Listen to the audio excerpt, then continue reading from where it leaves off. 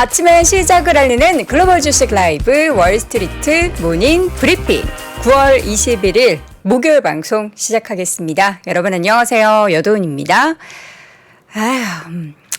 지수 차트를 보니까 힘이 쭉 빠집니다. 장중 내내 좀 시장에서 상승 흐름을 보였던 S&P 500이나 다우지수는 이 파월 의장의 발언, 그리고 금리 결정 이런 내용들이 시장에 전해지자 다시금 고개를 푹 숙이면서 마치 우리 투자자분들이 이렇게 보다가 한숨을 푹 내쉬는 것처럼 시장이 하락을 했습니다. 어떤 부분에 있어서 우리가 좋게 생각하는 희망으로 돌렸을 때 이제 소비 부분이나 이런 고용이나 그러니까 소비는 지금 생각보다 여러분 하반기에는 좀 더 많이 줄어들 수도 있어요. 그리고 고용은 점점 안 좋아지고 있습니다 하면서 뭔가 금리를 이제 추가적으로 더 안 올릴 것 같은 그런 분위기를 생각했었는데 또 이것도 보면은 배드 뉴스 이제 굿 뉴스로 안 좋은 경기 여건에 대해서 이야기하면 또 그에 따라서 시장은 다르게 반응할 수도 있는데 결국에는 어쨌든 여전히 인플레이션 높고 해야 할 일은 남았고 그리고 점도표는 이에 따라서 조금 더 상향 조정이 된 상황이 연출이 됐고요. 자세한 내용은 잠시 후에 저도 전해드리겠지만 오늘 심층 인터뷰나 월가 소식 통해서도 저희가 그림을 보면서 하나씩 차근히 풀어보도록 하겠습니다. 잠시 후 심층 인터뷰는 IS의 이지환 대표와 함께 시장 이야기 나눠보겠고요. 월가의 소식 오늘 또 이에 대해서 어떠한 이야기들이 나왔는지 미국 주식에 미치다 이항영 전문위원과 함께 확인해 보도록 하겠습니다. 힘을 내지 마요 슈퍼파워. 힘을 내지 않았으면 좋겠는데 굉장히 또 단호한 그 표정과 함께 우리 시장이 또 싫어하는 내용들을 이야기한 파워, 슈퍼파워이라는 앞에 슈퍼를 붙여주고 싶지도 않아요. 굉장히 시장에서도 그렇고 우리 투자자분들에게 미운털 박힌 인물 중 하나 아니겠습니까? 자, 어쨌든 3대 지수는 모두 하락했고요. 특히나 기술주 중심의 나스닥 지수가 1.5% 하락을 했습니다. 장중 상승을 이어갔었던 S&P 500은 0.94%로 낙폭이 꽤 크게 하락을 했고요. 다우지수는 0.2%로 상대적으로도 장중 내내 상승폭도 좀 컸지만 하락폭도 좀 제한적으로 나타났습니다. 나스닥은 13,460선까지 밀리면서 1.53% 하락을 했고요. 러셀 2000 지수도 장중 상승을 이어가다가 막판에 하락으로 돌아서면서 0.9% 하락. 자, 이 가운데 국제유가가 지금 연 이틀 사이 하락세를 계속 보이고 있습니다. 여전히 WTI 기준으로 배럴당 90달러 위에서 등락을 보이고 있지만 밤 사이에 그래도 1%대 하락을 보였다라는 부분. 시장에는 또 유가 언급을 하면서 인플레이션에 대한 가장 큰 부담 요인으로 언급이 되고 있는데 유가는 이렇게 단기간에는 어제 오늘 하락하긴 했지만 중장기적으로 그러니까 올해 연말 기준으로 봤을 때는 배럴당 100달러도 돌파할 수 있을 것이다라는 부담스러운 상황이기 때문에 좀 더 지켜봐야겠습니다. 자, 9월 회의 끝났습니다. FOMC. 별게 없을 거라고 생각을 하긴 했는데 그동안에 이제 카피앤페이스트 항상 복사하기, 붙여넣기를 했었던 파월 의장의 발언이 조금은 더 매파적으로 더 강화가 됐죠. 이번 회의에서 금리 동결을 99% 예상을 했기 때문에 동결을 했지만 연내에 한 차례 더 0.25%포인트 금리 인상을 예상하는 그러한 내용들이 발표가 되면서 추가 금리 인상 가능성에 무게를 또 실게 됐습니다. 금리 전망치를 담은 점도표 올해 말 기준금리가 5.6%를 기록할 것으로 예상을 했는데 금리 전망치로는 5.5에서 5.75%로 지금보다 0.25%포인트 추가적으로 금리 인상을 예상한 거고요. 19명의 연준 위원들 중에서 12명이 한 번의 인상을 예상을 했고요. 또 나머지 7명은 동결을 전망했다라고 합니다. 그리고 내년 금리 전망치 중간값은 5.1%로 지난 6월에 4.6%에서 0.5%포인트 높아졌는데 이러한 부분들이 좀 가장 투자자들의 우려를 키웠던 부분입니다. 5% 기준, 5%대의 그 고금리 환경이 상당 기간 좀 지속될 것이다라는 의미이기 때문이죠. 만약에 연준이 올해 11월이든 12월이든 금리를 추가적으로 인상할 경우 내년의 금리 인하의 횟수가 확 줄어듭니다. 그러니까 기존에는 우리가 내년에 금리 인하 언제부터 시작될지는 1분기 이후다, 뭐 2분기쯤이다, 뭐 이런 얘기들 많이 나왔는데 네 차례 인하에 대해서 시장은 기대를 하고 전망을 했는데요.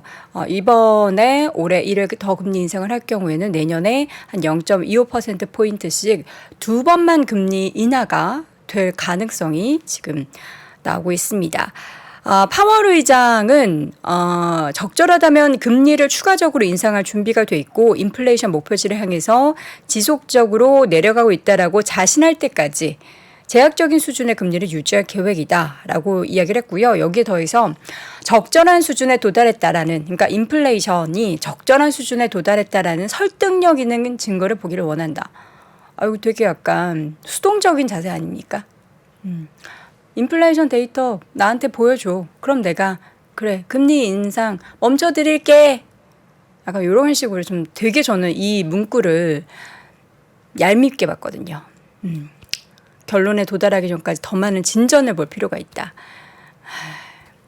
상황을 더 지켜본다라는 거죠. 누구나 할 수 있는 이야기를 이렇게나 얄밉게 한다니. 좀 이렇게 시장 좀 다독거려주면 안 됩니까? 우리 힘들지만 아직은 여러분 인플레이션이 좀 부담스럽긴 하죠. 금리 인하를 지금 당장은 못하겠습니다. 뭐 이런 식으로 말하면 되잖아요. 저는 굉장히 이런 부분들이 아쉬웠습니다.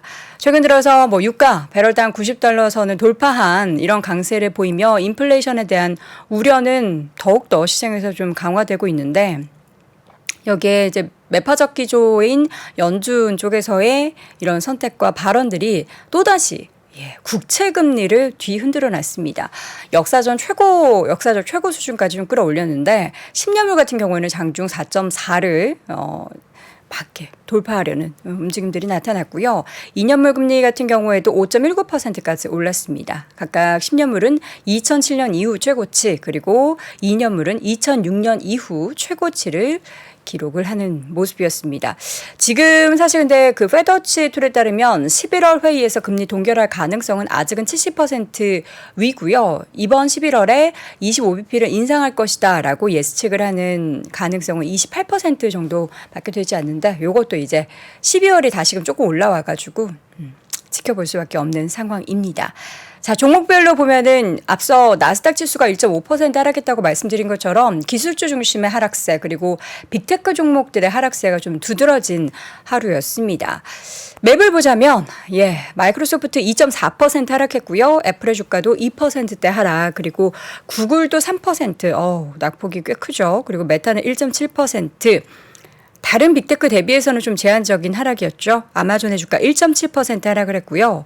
또 엔비디아를 비롯한 반도체주들도 전반적으로 부진했습니다. 엔비디아 2.9% 하락을 했고 인텔 같은 경우에는 상대적으로 더 많이 빠졌죠. 4.5% 빠졌는데 최대 반도체 기업 중에 하나인 인텔이 재고 소진이 더디다 라고 이야기를 했습니다. 인텔의 최고 재무 책임자 CFO가 데이터 센터의 재고가 정리되는데 예상보다 시간이 더 걸리고 있다라고 이야기하면서 이는 이제 재고 소진이 더디다라는 표현으로 시장에서는 굉장한 또 반도체 쪽에 있어서의 우려를 하고 있는 상황이고요. 필라델피아 반도체 지수도 1.74% 하락을 했습니다. 다른 종목들도 모두 빨간불을 켰다라는 거 확인이 되고요. 또 테슬라의 주가도 1.47% 하락, 전에까지 좀 반등을 했었던 포드와 GM의 주가도 각각 1.5%, GM은 2%대 하락을 했고요. 최근 디즈니 어제 좀 투자 10년 동안 그 크루즈와 그 디즈니랜드 쪽에 투자 많이 하겠다라고 밝히고 나서 주가 3% 밀렸는데 반등을 했습니다. 0.76% 반등을 했고요. 반면 넷플릭스의 주가는 2%대 하락했습니다. 필수 소비재나 헬스케어 쪽은 조금은 그래도 버텨내는 모습이었습니다. 지금 유나이티드 헬스그룹이 2.3% 상승을 했고요. 암젠도 2.7% 오르는 등 전반적으로 좀 버텨내는 모습들이 보였고 국제유가가 소폭 하락하는 가운데 에너지주들도 함께 좀 떨어졌습니다. 엑스모빌, 쉐브론 소폭 1% 미만의 하락을 보였고요. 옥시덴탈 페트롤리움의 주가는 2.3%대 하락했습니다. 자, 그리고 이제 어제 IPO를 해서 이제 상장을 했었던 인스타카트 같은 경우에는 첫날에는 강세를 보였으나 다음 날인 새벽에는 10% 넘는 하락을 보였습니다. 30달러 초반에서 거래를 마쳤고요. 공모가가 30달러였기 때문에 거의 공모가 근접한 수준으로 기록이 됐습니다. 또 개별 종목 가운데 핀터레스트의 주가가 투자자의 날을 맞이해서 경영진들이 앞으로 매출 증가율이 가속화될 것이다 라고 이야기를 하면서 3% 이상 올랐는데요. 매출이 뭘로 증가를 하게 될지 궁금합니다. 사실 저도 이제 핀터레스트를 해외 플랫폼 중에서 이제 홍보의 수단으로 굉장히 많이 사용을 하는데 이제 직접적으로 이제 사이트와 연동을 해가지고 물건을 팔 수 있는 온라인 플랫폼을 강화를 하고 있는데 이게 꽤 괜찮은가 봅니다. 핀터레스트 어쨌든 주가 3% 넘게 올랐고요. 그 추이라는 기업 알고 계시죠? 예, 여러분들 이제 우리 월스트리트 모닝 브리핑 또 이전에 쭉 함께 해주셨던 분들 추이 기억하실 텐데 그 애완동물 사료 관련한 기업입니다. 온라인 기업이고요. 오펜하이머가 실적에 대한 전망치를 좀 하향 조정을 했습니다. 계속 좀 부정적인 내용들 나오면서 주가는 5%대 하락세 보이는 모습이었고요. 룰루레몬 같은 경우에는 지금 투자 의견에 대해서 상향 조정을 하면서 주가는 올랐습니다. 이전에도 한번 룰루레몬 그 이양현 위원님께서 보여주셨는데 최근에 다양한 상품군에 대한 확대 그리고 남성 쪽에 있어서의 매출 증가에 대해서 언급을 했는데요. 어쨌든 전체적으로 시장 안 좋은 가운데 룰루레몬의 주가는 상승을 했다. 그리고 반면 제너럴밀스 분기 실적의 예상치를 상회했다라는 소식에도 불구하고 주가는 약보합권으로 마감이 됐고요. 이제 어제 마케팅 자동화 플랫폼인 클라비오라는 기업이 상장을 했죠. 공모가가 30달러였는데 이 대비해서 9%대 올랐습니다. 근데 요즘에 이제 지난주 암도 그렇고요. 인스타카트도 그렇고 계속해서 시장에서 딱 상장을 했을 때는 주가가 올랐지만 그다음부터 주가가 좀 좋지 않아서 이 종목의 흐름도 오늘 밤 함께 지켜보시면 좋을 것 같습니다. 자, 이렇게 해서 전반적인 시장 분위기는 어쨌든 연준의 FOMC 회의 결과로 인하여 전반적으로 부진한 모습을 보였는데요. 또 여기에서 우리는 어떤 키워드를 통해서 어떠한 또 시장의 방향성을 볼 수 있을지 잠시 후 이어지는 심층 인터뷰는 IS의 이지환 대표와 함께 확인해 보시죠. 네, 숫자로 말하는 컬처 토크쇼 라이프 인 넘버스 여러분들 이제 주말에 컨텐츠 항상 올라가고 있는데요. 지난 편 못 보신 분들은 저희 유튜브 창에 동영상 이미 올라가 있으니까 함께 또 이 시장 안 좋을 때 막 시장 보는 것보다 이런 거 보면서 좀 시선을 돌리는 것도 나의 뇌에 그리고 정신 건강에 좋지 않을까 하는 생각이 듭니다. 좋은 컨텐츠니까 여러분 함께 해주시고요. 이번에는 심층 인터뷰 IS의 이지환 대표 함께합니다. 대표님 어서 오세요. 안녕하세요. 제가 너무 약간 마음을 놓고 있었던 건가요? 기대 심리가 좀 컸을 수 있죠. 저는 기대 같은 거 안 했는데 시장에서는 기대 안 했어요. 그냥 똑같은 비슷한 얘기 하겠거니 정도로 생각했는데 왜 이렇게 강하게 얘기를 하는 거예요? 일단 뭐 저는 이거를 그냥 매파적 동결이다라고 말씀드리고 싶은데 이걸 매파적? 잘 곱씹어 보면 최근에 그 FOMC 그 성명서 그러니까 금리 인상 발표한 이후에 흐름을 보면 초반에는 악재로 받아들이다가 시간이 좀 지나면서 그렇지는 않은 것 같은데라는 반응이 많은데 사실 이번에도 일단은 금리가 추가로 인상될 수 있다라는 부분. 이거는 제가 강조드렸지만 금리가 인하되기 직전까지 나오는 멘트입니다. 그러니까 이거는 계속해서 그 시장을 압박하거나 누르기 위해서 쓸 수 있는 멘트고 또 하나는 이제 점도표상으로 이제 내년 내후년 0.5bp 정도가 올랐다는 것 때문인데 어쨌든 이것 때문에 시장이 좀 꽤 하락을 했고 당장은 이제 기분 나쁜데 사실 어제 그 파월의 발언을 보면 콕 나쁜 것만은 아닙니다. 사실 그 면면이 좀 뜯어보면 상당히 이제 인상적인 변화들도 좀 있거든요. 일단 어제 나왔던 내용들 잠깐 살펴보면 기준금리는 일단 동결이 됐습니다. 5.25에서 5.5 동결이 됐고 향후 이제 그 금리가 추가로 인상될 수 있다라는 부분에서 생각보다 동결도 의견이 많았습니다. 동결이 7명이었고 향후 한 차례 인상해야 된다가 12명. 이렇게 놓고 보면 동결도 꽤 늘었다 그렇죠.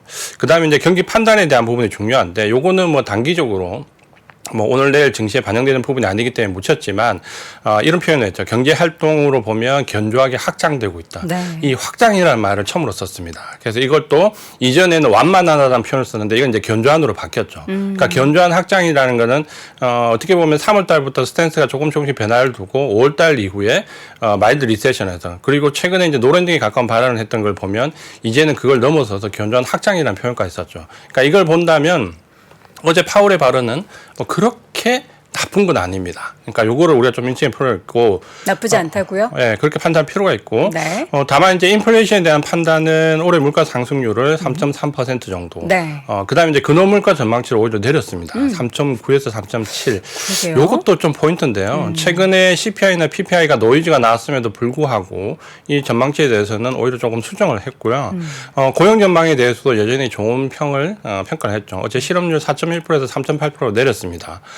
그리고 향후 금리 정책에 대해서는 매 회의 때마다 데이터 기반으로 결정하겠다. 그러니까 어떻게 보면 시장을 좀 압박했던 얘기는 이전과 달라진 게 없습니다. 네. 그러니까 경기는 판단이 상당히 좋아졌다는 부분은 이제 오히려 좀 더 강화가 되었고 반면에 지금 현재 악재로 받아들이는 추가 금리 인상이나 혹은 금리 정책에 대한 부분은 사실 이전과 동일합니다. 다만 이제 시장이 금리 인상 중단에 대한 기대치가 명확해지기를 좀 바랬다라는 부분인데 사실 이제 이 부분은 제가 이제 강조를 드렸지만 25bp 정도 더 금리를 인상하게 되면 전도편으로 들어오게 되고 그렇게 되면은 사람들이 그 금리 인상 중단을 기정사실화할 수 있기 때문에 오히려 이렇게 시장을 압박하는 수단으로 놓고 본다면은 계속해서 추가적인 금리 인상 얘기는 할 수 있습니다. 그래서 어제 그 파월의 발언을 보면 제가 볼 때는 파월이 그렇게 아주 매파적인 발언을 한 건 아닌데 좀 민감하게 주가에 반영될 수 있는 부분들이 시장 하락을 이끌었다 이렇게 좀 보여지고요.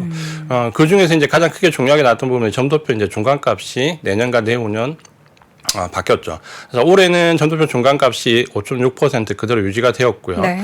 내년에 이제 4.6% 예상했는데 5.1%로 그러니까, 0.5포인트 이게 좀 문제잖아요. 늘었습니다.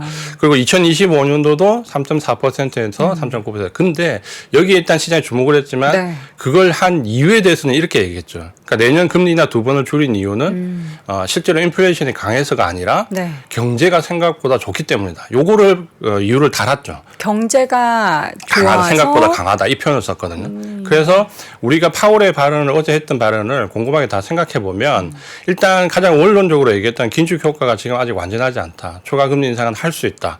그래서 밑에 보면 적절하다면 추가 금리 인상을 하겠다라는 부분은 이전에 나왔던 멘트와 동일한데 네. 여기에 추가가 됐죠. 뭐냐면 경제 활동을 고려해서 하겠다라는 표현이 추가가 됐습니다. 경제 활동을 고려한다라는 네, 그러니까 이 건가요? 부분은 이전에는 어떻게 보면 경기와 상관없이 무조건 인플레이션을 좀 속칭 말하면 때려잡겠다는 표현을 썼는데 네. 지금은 경제 활동을 고려해서 만약에 이게 경제 위축 정도가 강하면 그걸 뭐 아주 무리해서 하진 않겠다라는 어떻게 보면 유화적인 표현이 이번에 처음 들어갔습니다. 유화적인 표현이기는 한데 그냥 사실 또 저도 할 수 있는 말이기도 하고 그리고 이 경제 활동이라는 것 자체가 오늘 뭐 경제 활동이 안 좋다고 바로 내일 데이터로 반영되는 게 아니잖아요. 그렇죠. 그래서 이미 우리가 다 깨지고 나서 막 피 철철 흘리는데 그때 와가지고 막 반창고라도 붙여줄게 이게 이렇게 하면 안 되지 않나요? 그래서 단기적으로 시장이 어제 하락했는데 제가 볼 때는 그 파월은 상당히 그 시장에 유화적으로 얘기를 한 겁니다. 그러니까 제가 내면적으로 볼 때는. 그러니까 파월 편이세요 지금? 아니 제가 이전에는 예. 파월을 굉장히 좀 네. 냉소적으로 얘기를 많이 드렸는데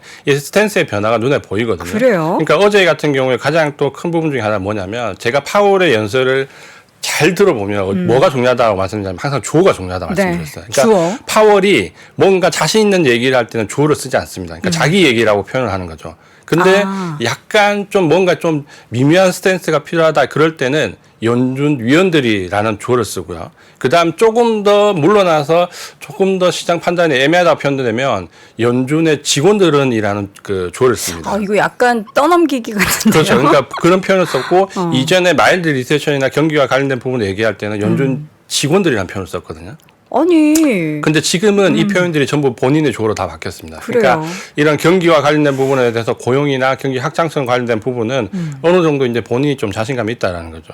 그래서 추가 금리 인상 부분을 얘기했지만 이걸 좀 생각해 보면 경기 활동을 고려한다라는 부분은 이전처럼 좀 막무가내로 시장을 압박하지는 않겠다라는 부분이고 네. 특히 이제 내년에 금리 인하가 점도표상으로 두 번 줄어들었던 이유는 인플레이션이 높게 나온다기보다는 생각보다 경제가 강하기 때문에 금리 인하를 그렇게 너무 서두를 필요가 없다라는 표현을 분명히 그 주소로 달았거든요. 본인이 얘기를 했기 때문에 이걸 단순하게 점도표상으로 이게 상당히 좋지 않다 이렇게 판단하기는 조금 어렵습니다.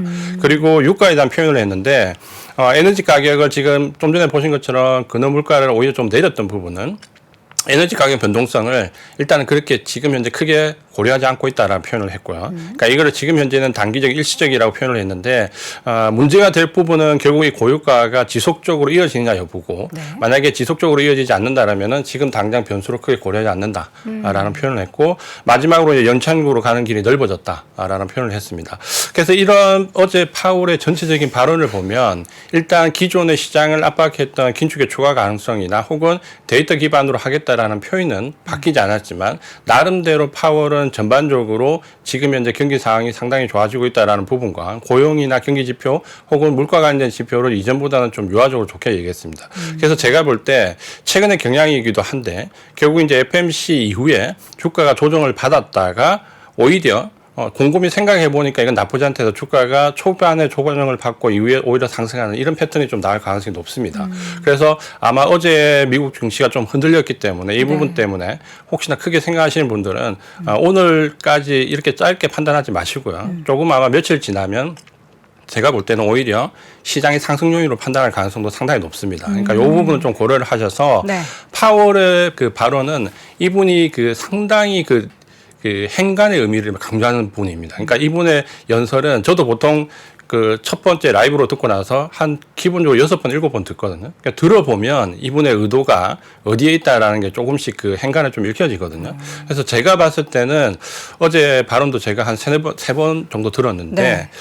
나쁘지 않은 것 같아요. 그러니까 지금 당장의 어떤 긴축의 추가 긴축이나 혹은 내년에 점도표상의 문제를 오히려 파월이 했던 이면적인 발언을 좀 보신다면은 당장은 주가 하락박이 뭐 며칠 받을 수 있겠지만 오히려 이후에 경기과 관련된 사이클 판단은 좀 더 좋을 걸로 같고 사실 오늘 이 부분 때문에 얘기를 많이 드렸는데 오늘 네. 그 준비했던 내용도 이 내용이었습니다. 그래서 어제 예상했던 게 파월의 일단 매파적 동결 발언이 단기적으로 나오고 네. 하지만 파월의 전반적인 발언을 보면 오히려 경기 사이클 상에 집중을 좀 할 필요가 있다라는 부분에서 말씀을 좀 드리려고 했고요. 네. 그래서 지금 오늘 FMC 때는 시간이 없기 때문에 짧게 빨리 말씀을 드리겠습니다. 네, 천천히 하셔도 됩니다. 우리 또 말씀하실 게 많을 때는 우리 네. 또 말이 더 빨라지시잖아요. 시간 여유롭게 드릴 그렇죠. 테니까 네. 천천히 해주시기 바랍니다. 자, 그래서 경기.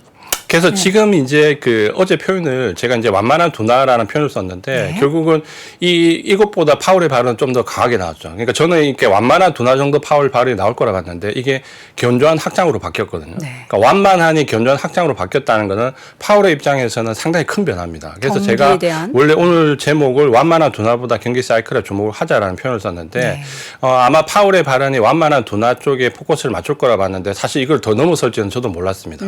그래서 완만한 표현이 견조한 확장으로 바뀌었기 때문에 이 부분보다는 제가 예상했던 것보다 좀 더 강하게 나왔다 이렇게 좀 보이고 이 완만한 둔화라는 측면에서 보면 지금 현재 어쨌든 간에 미국이나 중국 그 글로벌 빅2의 그 모든 걸 대면하는 거는 결국 위안화가 약세되었다는 부분과 국채금리가 올랐다는 이 두 가지가 제가 볼 때 미국의 국채금리 상승과 중국의 위안화 약세 두 가지가 가장 지금 현재 상황을 잘 대변을 하고 있다라고 보여지고 결국 국채금리가 올랐다라는 것은 국채금리가 하락했다는 얘기고 위안화가 약세로 간다는 얘기는 그만큼 중국 경기가 많이 위축되어 있다는 부분이죠. 근데 이게 절대적으로 경기 사이클을 뒤집어 엎을 만큼 갈 거냐라는 부분은 네.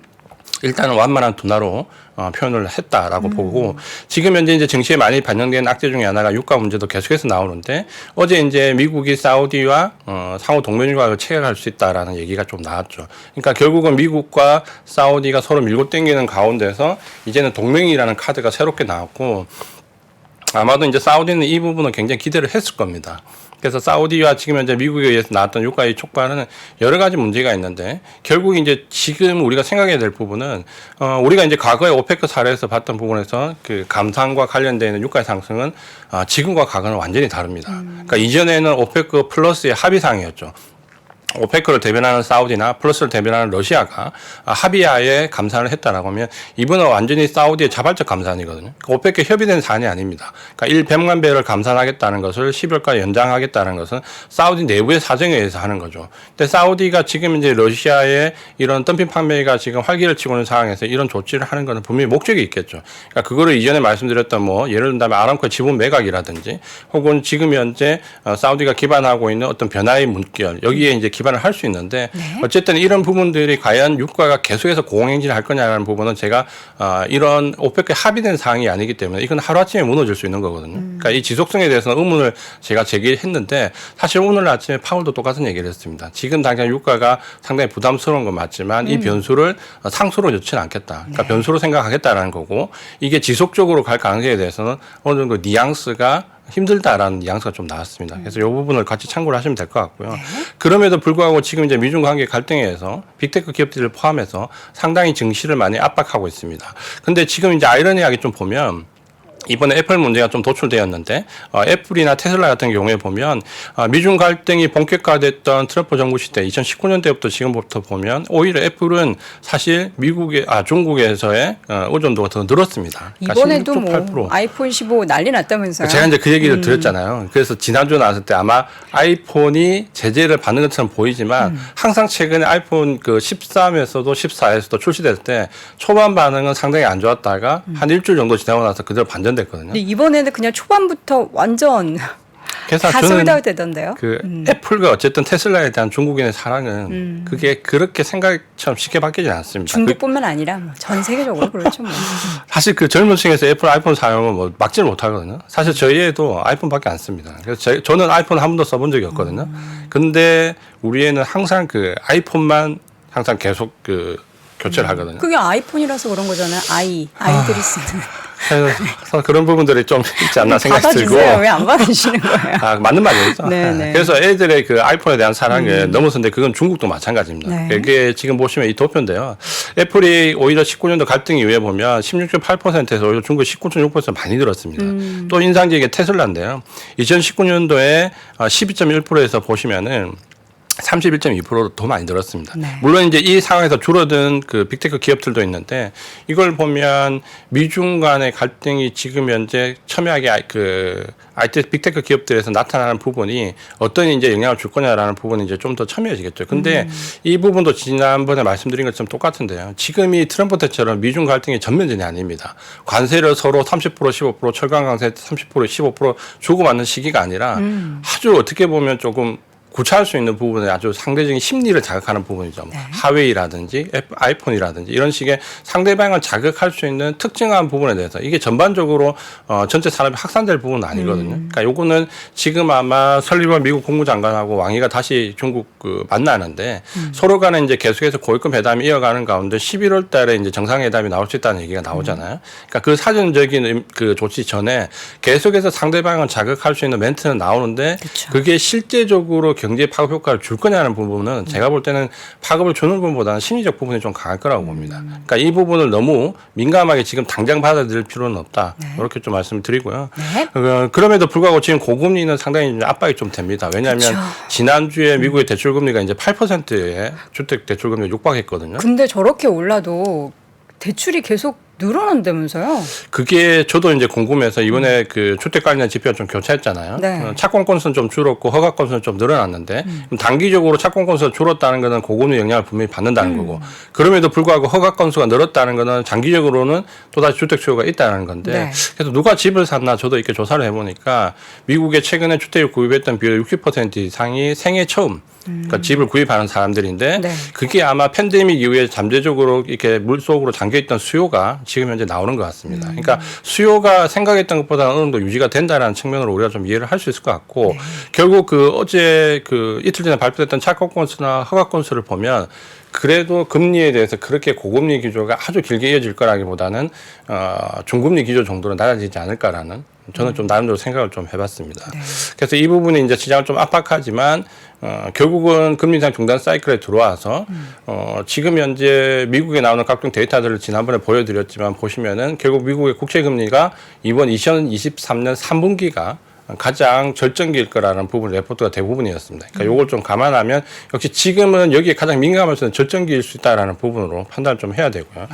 그래서 지금 결론적으로 보면 두 가지가 있죠. 소비가 둔화된다라는 쪽과 제조업이 반전된다라는 부정론과 긍정론자들의 입장이 이제 조금 바뀌었죠. 이전에는 경기 침체다 아니다라는 논란에서 지금은 소비 둔화와 제조업 반전으로 좀 바뀌었다는 자체가 경기가 생각보다 미국은 많이 나쁘지 않았다라는 거고 결국은 이 소비 둔화와 관련된 부분에서 최근에 이제 조금 염려됐던 부분이 신용카드와 이 오토론입니다. 이게 이제 최근에 좀 증가를 했거든요.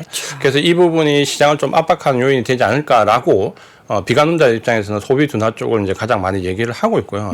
반면에 이제 긍정론자 중에서는 제조업 반전에 대한 얘기를 많이 하는데, 물론 이제 이게 허수도 아니다. 재고가 줄었지만 실제 신규 주문은 더 줄었다라는 내용도 있지만, 어쨌든 이 부분을 수주와 출하 증가율이나 잔고나 재고 증가율로 보면 어쨌든 지금 현재는 이 반전했다라는 것은 지표상으로 우리가 좀 확인이 됩니다. 네. 그리고 최근에 이제 그 주도 섹터에 대한 논란에서 빅테크 기업들이 조정을 받으면서 이게 전반적으로 주가 증시의 흐름이 바뀌지 않냐라는 부분이 나오는데, 거기에 가장 이제 그 데이터로 볼 만한 부분이, 최근에 이제 ISM 제조업 지수가 2분기 그 2달 연속 반전을 했잖아요. 보통 이제 ISM 지수가 제조업 지수가 반전을 하면 주가 쏠림 현상이 과거에 좀 완화가 됐습니다. 그러니까 이런 현상이 옆에 보시면 데이터가 하나 있는데, ISM 지수가 반등해주면 주가 쏠림 현상이 이제 완화됐다라는 부분이 이전에도 과거에 우측 차트 한번 볼까요? 예. 과거에 보시면은 이 쏠림 현상 완화 현상이 ISM 제조업 지수가 반등될 때 한 3번 정도 있었습니다. 그래서 이번에도 만약에 ISM 제조업 지수가 여기서 반등이 되면 주가 쏠림 현상이 완화되지 않을까라고 보여지는데, 물론 이런 주가 쏠림 현상이 완화가 되는 건 맞지만 주도주가 바뀐 예는 지난번 보신 것처럼 없습니다. 그러니까 주도주에 아주 과도하게 몰렸던 현상이 조금 분산은 되지만 주도주가 바뀌지는 않는다라는 거죠. 그러면 뭐 어떻게 해석해야 되는 거예요? 주도주도 같이 오르면서 전체적으로 좀 매기가 확산된다? 그렇죠. 그렇게 좀, 그러니까 빅테크 기업이 지금 조정을 받더라도 향후 주도주가 바뀔 가능성이 적고, 네. 대신에 우리가 지난번에 빅테크 기업에 몰렸던 콜프 레이티오를 보면 콜 레이티오 비율이 좀 많이 줄었잖아요. 그러니까 과도하게 빅테크 기업에 쏠렸던 베팅 현상이 주변으로 좀 분산은 된다. 이걸 전반적으로 보면 증시에는 좀 긍정적인 효과가 있었다. 이렇게 이해를 하시면 좀 될 것 같습니다. 네. 이렇게 보시면 될 것 같고요. 그리고 마지막으로 이제 말씀드릴 얘기가, 경기와 실적 이야기. 8월 달에 중국 이제 지표들이 좀 나왔잖아요. 요게 이제 지난주부터 급격히 나오는 레포트들을 제가 좀 시합을 해보니까, 미국에서 이제 중국 4분기 바닥론이 조금 대두가 됩니다. 그러니까 물론 최악의 상황이라고 가정을 하는데, 그게 4분기가 아마 최악의 지점이 될 수 있다라는 바닥론이 좀 나왔습니다. 지금이 바닥이 아니고요? 그러니까 4분기 바닥론이 나왔고요. 그래서 그거는 우리가 이제 시차가 좀 있죠. 느끼는 시차가 좀 있기 때문에, 어쨌든 최근에 이제 8월 달에 그 중국 경기 지표가 조금 반전을 했잖아요. 뭐 산업 생산이나 소매 판매가 조금 늘었고, CPI 같은 경우도 0.1% 좀 상승 반전을 했죠. 그리고 이제 조금 인상적이었던 부분이 중국이 이제 수출 감소율이 한 자루 숫자로 줄었습니다. 8.8%로. 그러니까 요게 조금 인상적이었고, 그러니까 이런 부분들을 본다면은 중국 경기 바닥론이 좀 나오고 있는데, 이 부분이 사실은 지금 최근에 유가에도 영향을 좀 주고 있습니다. 그래서 중국에 관련돼 있는 수요가 미국에 몰려있던 수요에 비해서 지금은 어느 정도 유가를 조금 견인한 하나의 역할을 좀 하고 있다. 이렇게 좀 보시면, 이런 모멘텀들이 지금 계속해서 작용을 하는 부분이, 결국은 어제 파월의 발언을, 오늘 새벽에 파월의 발언을 보면 결국은 완만한 둔화 혹은 지금 경제 활동으로 보면은 견조한 이제 확장, 이제 요렇게 어느 정도 해석을 전체적으로 하는 거죠. 결국은 이거를 결론적으로 말씀드리면, 지금 현재 완만한 둔화와 관련되는 여러 가지 경제 지표에 너무 몰입될 필요는 없다라는 게 제가 볼 때는 파월의 발언이 좀 그 내면적인 부분이고, 대신 이제 이거를 경기나 실적 이 부분을 봐야 되는데, 사실 오늘 새벽에 나왔던 파월의 발언은 제가 생각했던 것보다 저는 좀 더 강성했습니다. 그러니까 저는 완만한 둔화라는 표현을 쓸 줄 알았는데, 이 완만한이 견조한 확장으로 바뀐 거는 5월 달에 한번 그러니까 파월의 발언을 우리가 지금까지 그 FOMC에 보면 3월 달, 5월 달, 그리고 이번 9월 달, 이 세 개의 발언이 제가 볼 때 가장 중요했던 것 같고요. 3월 달에 마일드 리세션에 관한 발언을 처음으로 했거든요. 그리고 5월 달에는 여기서 조금 더 나가서, 물론 이제 표현의 주어는 그때는 연준의 직원들이었습니다. 직원들이었지만 노랜딩에 가까운 발언을 또 한번 했었거든요. 그리고 이번에는 아예 그 발언에서 벗어나서 견조한 확장이라는 표현을 했거든요. 그래서 아마 파월의 발언이 시장을 계속해서 금리로 긴축 정책으로 압박은 하지만 3월달, 5월달, 9월달을 보면 이 마일드 리세션에서 지금은 견조한 확장으로 미묘하게 변화가 좀 되고 있다라는 부분이고, 요 그래프를 한번 보시면은 조금 그 부분에 대한 근거가 좀 됩니다. 이거는 지금 S&P에서 보면 12개월 선행 EPS인데, 요게 지금 이제 다음 달 10월 달이면 직전 고점 넘어가거든요. 주가는 아직 넘어가지 못했지만 선행 EPS는 이제 직전 고점 넘어갈 거로, 사상 최고치가 나올 걸로 예상이 좀 되거든요. 회색 바 차트가 EPS 추이고, 빨간색 차트가 S&P 500 지수인데, S&P 500 지수는 아직 그렇죠. 고점을 넘어서지 못했는데 이미 이제 이익단은 좀 올라오고 있다. 예, 그래서 요게 그 모건 스탠리의 지지난주에 나왔던 레포트에 보면 보면 이걸 근거로 해서 연말에는 S&P 500이 고점을 갱신할 수 있다라는 긍정론 얘기가 나왔고, 물론 이제 이런 모건 스탠리 레포트는 경영진과는 완전히 상반되는 레포트이기 때문에 뭐 신뢰성이 있냐 없냐라는 부분 우리가 뭐 따질 수는 없겠지만 어쨌든 거기에 쓰였던 가장 중요한 데이터가 이 데이터였고요. 특히 이제 최근에 빅테크 기업도 조정을 좀 많이 받으면서 오른쪽에 보시면 나스닥 EPS와 선행 12개월 PR 그 관계를 보면 생각보다 이제 주가의 그 밸류에이션이 조금 싸졌다라는 거죠. 그러니까 요거는 EPS가 가파르게 올라오고 있는 가운데에서 주가가 조정을 받았기 때문에 이 계리율이 좀 많이 줄었다는 거죠. 그러니까 요거를 좀 본다면은 어쨌든 뭐 저는 계속해서 긍정적인 부분을 좀 말씀을 좀 드리고 싶고요. 네. 지금 당장은 이런 완만한 그 둔화를 야기하는 여러 가지 지표들 때문에 상당히 어려움이 겪는 건 사실이지만 좀 더 크게 저는 좀 긴 호흡의 관점을 강조를 드리기 때문에 네. 좀 긴 호흡의 관점으로 본다면 파월이 얘기했던 지금 긴축의 압박보다는 이후에 벌어지는 경기 확장과 관련된 쪽에 조금 더 포커스를 맞추는 전략이 필요하지 않겠냐 이렇게 말씀을 드리겠습니다. 네. 혹시 그런 건 아닐까요? 파월 의장의 발언이 이제 주어를 나로 썼을 때 좀 더 자신감이 있다라는 말씀해 주셨잖아요. 근데 이제 직원들이 이제 얘기를 한 거, 아니 의장님 지금 왜 자꾸 직원들이 얘기했다고 하십니까? 밖에서 저한테 자꾸 물어봅니다. 전 그런 말 한 적 없는데. 그래서 내부 반발이 좀 있어가지고 좀 이렇게 나로 바꾼 건 아니겠죠?